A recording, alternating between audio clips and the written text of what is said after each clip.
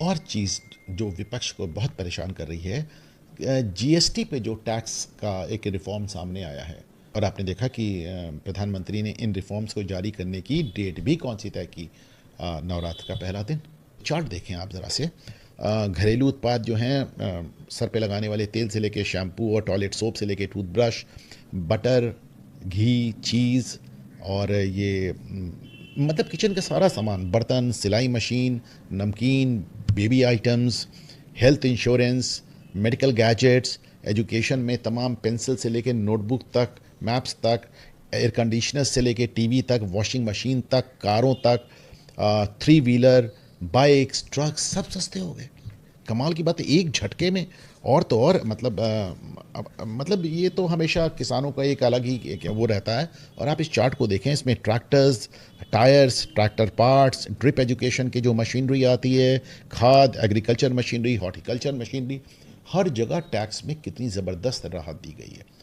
अब ये बात बहुत परेशान कर रही है कांग्रेस को, और उन्होंने ये कह के हमला कर दिया नरेंद्र मोदी पे कि साहब आपने तो जीएसटी गलत लागू किया था। हम तो कब से कह रहे थे जीएसटी क्या है और कैसे लागू हुआ। मैं आज आपको थोड़ा सा इसका एक जिसे कहना चाहिए एक बैकग्राउंड देता हूँ, ज़रा समझें इसको।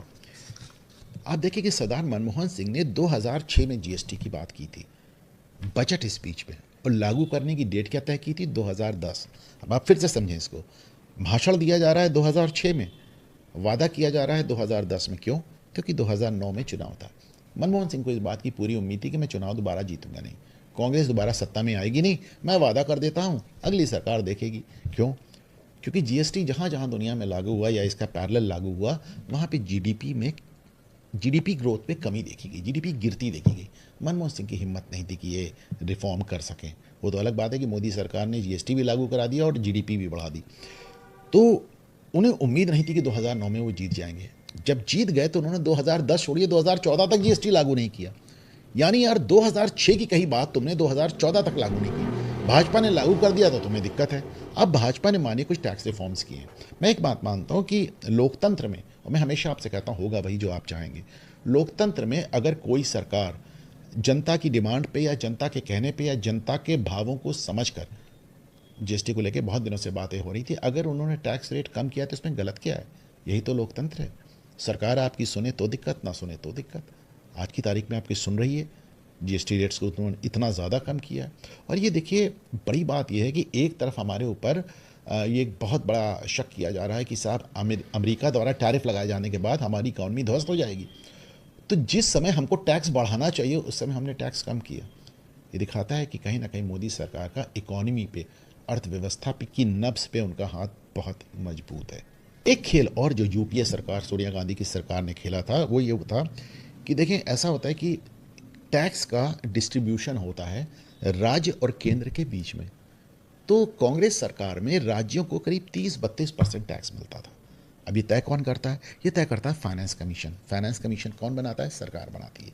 तो मनमोहन सिंह की सरकार ने, सोनिया गांधी की सरकार ने 2013 में चुनाव हारने के एक साल पहले फाइनेंस कमीशन बनाया, और उस सोनिया गांधी की सरकार द्वारा बनाए गए फाइनेंस कमीशन ने 2014 में मोदी के जीतने के बाद रिपोर्ट क्या दी कि ये जो 30-32% राज्यों का शेयर है उसको सीधे बढ़ा के 42% कर दिया, 10% बढ़ा दिया।